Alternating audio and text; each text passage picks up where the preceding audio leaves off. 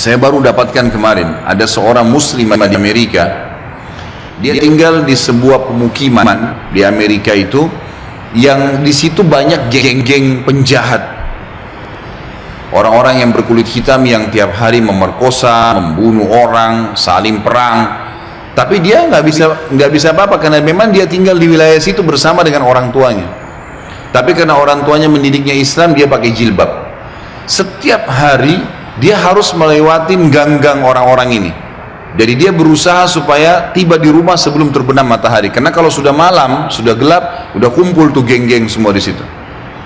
Ringkas cerita adalah cerita kisah nyatanya.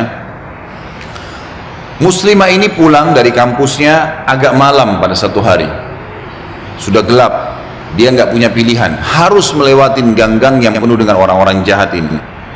Dia bilang, saya waktu mau lewatin gang itu menuju ke apartemen saya, rumah susun orang tua saya, ada satu perempuan di depan saya, kelihatannya bukan muslimah, tidak tutup aurat, lagi lewat juga di gang situ.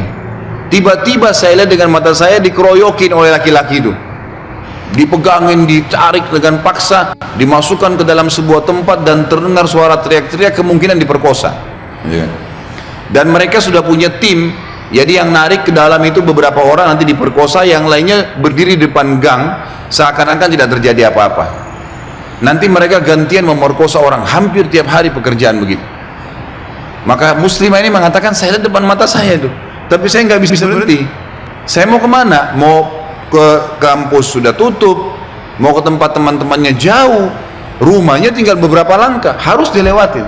Dia bilang, lalu saya berdoa kepada Allah, ya Allah, sebagaimana aku meyakini kamu ada, kamulah yang telah memerintahkan aku untuk menjaga kehormatanku, jagalah kehormatan ini. Dia bilang, lalu saya bertawakal, jalan aja sudah, apa yang terjadi terjadi, karena nggak ada opsi.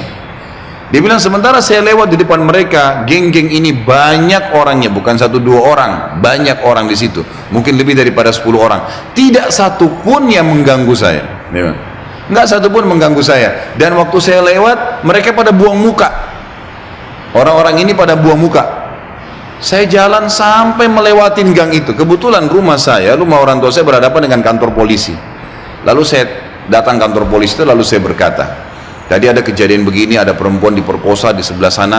Polisi pun akhirnya menerima laporan tersebut, lalu memeriksa, kena dekat, betul terbukti ditangkap, masih ada perempuan tadi dan memang diperkosa. Akhirnya ditangkap semua di penjahat-penjahat nih. Sementara ditangkap, dia bilang, waktu masuk di kantor polisi, mereka tahu saya yang lapor, saya pakai jilbab ada di situ. Tapi mereka setiap lihat saya pasti buang muka.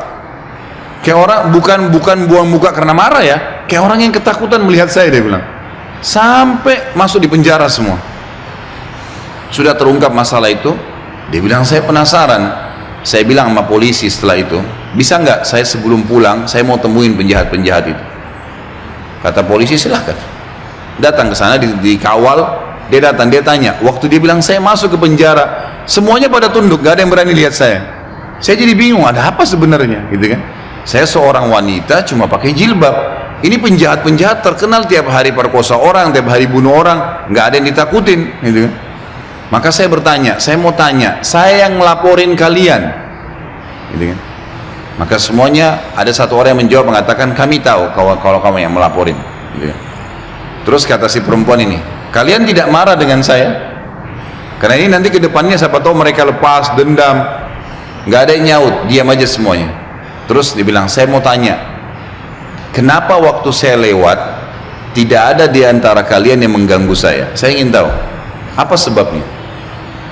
Ada satu orang, dia tidak angkat matanya ke arah perempuan, cuma dia tunduk, dia mengatakan, dari Anda lewatin gang sampai sekarang, di belakang Anda banyak orang yang menggunakan baju-baju putih yang menemani Anda, dan badannya besar-besar, kami takut.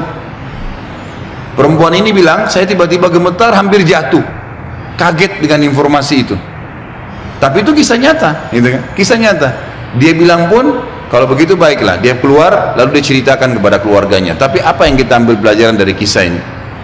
Keyakinan kepada Allah Subhanahu wa Ta'ala mendatangkan pertolongan yang memang tidak masuk di akal manusia, tidak masuk di akal manusia, nggak bisa, susah untuk dihubungkan itu.